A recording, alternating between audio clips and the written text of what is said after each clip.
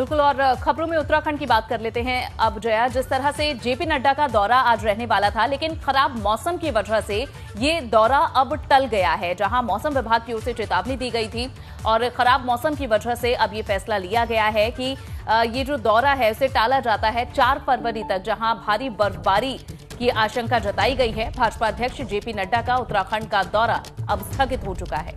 बिल्कुल, और देखिए मौसम विभाग ने बारिश बर्फबारी की जारी की है चेतावनी, जिसकी वजह से दौरा स्थगित किया गया। और पहले से मौसम विभाग ने यह अलर्ट दिया था कि 3 फरवरी से लेकर 5 फरवरी तक बारिश और बर्फबारी हो सकती है।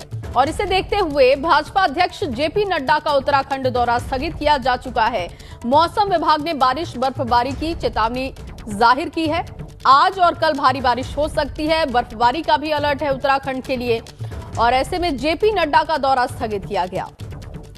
और 14 फरवरी को एक ही फेज में उत्तराखंड की सभी विधानसभा सीटों पर वोटिंग हो जाएगी। और उससे पहले जहां भाजपा अपना चुनाव प्रचार को धार देने के लिए तमाम बड़े नेता देहरादून उत्तराखंड पहुंच रहे हैं और जेपी नड्डा को भी जाना था, लेकिन अब खराब मौसम की वजह से उनका ये दौरा टल चुका है। भारी बारिश और बर्फबारी का अलर्ट जारी किया गया है।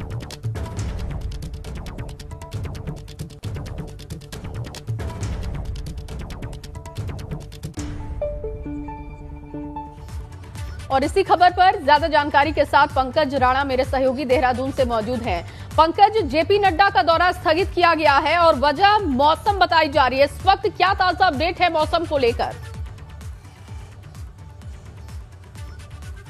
जय, देखिए मौसम विभाग ने 3 और 4 फरवरी को पूरे प्रदेश भर में बारिश और बर्फबारी का अलर्ट जारी किया है और इस वक्त बारिश का सिलसिला शुरू हो गया है। और यहाँ देहरादून में भी हल्की हल्की बारिश शुरू हो गई है। कल रात से ही बादल छाने शुरू हो गए थे और जिस हिसाब से मौसम विभाग ने अलर्ट जारी किया था उसके मद्देनजर पूरे प्रदेश भर में बारिश का सिलसिला शुरू हो गया। और इस तरह से यदि आने वाले 2 दिनों तक बारिश होती रहती है, यानी कि शाम तक बारिश होगी और कल भी बारिश होगी, तो फिर पर्वतीय क्षेत्रों में बर्फबारी का सिलसिला शुरू हो जाएगा। और इन तमाम चीज़ों को देखकर यह भी कहा सकता है कि क्योंकि बारिश की वजह से जो ऐसे अति संवेदनशील इलाके हैं पर्वतीय क्षेत्रों के, जहां पर लैंडस्लाइड की वजह से दिक्कतें होती हैं या रोड ब्लॉक हो जाती है, तो वहां पर काफी तरह की दिक्कतें लोगों को आ सकती है। पर्यटन के लिहाज से भी मुसीबत हो सकती है और सबसे बड़ी दिक्कत चुनाव प्रचार में आ सकती है, क्योंकि जिस तरह से जेपी नड्डा का दौरा उत्तराखंड लगाया गया था, रामनगर विधानसभा सीट पर वो भाजपा प्रत्याशी के पक्ष में मतदान के लिए आने वाले थे, वोट मांगने के लिए आने वाले थे, उसके लिए सारे जो कार्यक्रम थे वो स्थगित कर दिए गए हैं। और ऐसी स्थिति को देखते हुए क्योंकि मुख्यमंत्री को भी खटीमा जाना था, वो भी सड़क मार्ग से अब